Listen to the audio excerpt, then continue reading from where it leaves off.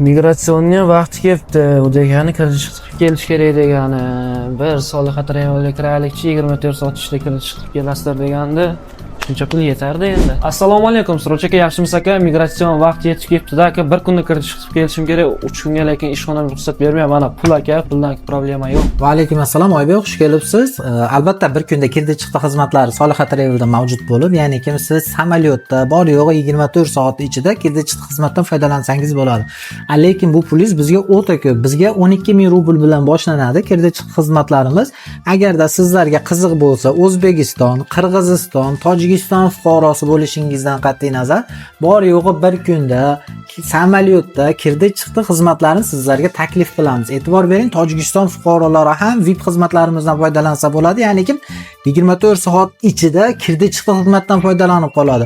Ayni damda bilasizlar, Tojikiston fuqarolarini chegaralarida 3 kunlab ushlab turibdi.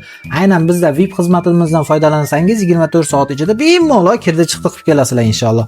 Agarda sizlarga qiziq bo'lsa, +7 kodi bilan 921 762 25 00 raqamlariga WhatsApp orqali murojaat qilsangiz, sizlarga arzon narxda biletlarni ko'rib beramiz. Agarda ma'qul kelsa, joningizni qiynamasdan bir kunda maza qilib samolyotda borib kelasiz. Do'stim, mashinada boradigan bo'lsangiz ham 3 kun umringiz o'tadi. Undan tashqari yaxshigina pulingiz ketadi, yo'lga, rasxodga, undan tashqari ichki ishlar xodimlari to'xtatishi bor. Sal bunday o'zingiz hisob-kitob qilib, qaysi biri sizga ma'qul kelsa, shuncha pulmi yoki shuncha pulmi? O'zingiz tanlaysiz. Ahlanmi? Sahlan.